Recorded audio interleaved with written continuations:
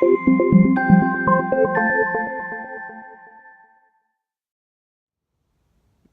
Tony Legendre here with Legendre Properties here in the midst of our home seller course.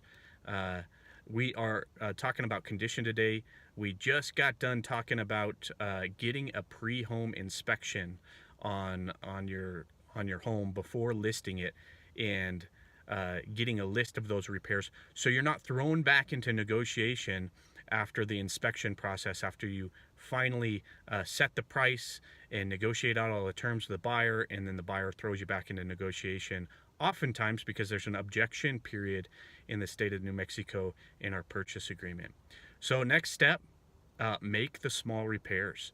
So those small repairs, although they may cost you just a little bit if you do them now, they'll cost you a whole lot more if the buyer tries to negotiate based on those repairs. So if there's some painting that needs to happen, or some gutter fixing, or some yard work, get those done beforehand. The last thing that you want to be perceived as is a fixer-upper when you have your house for sale.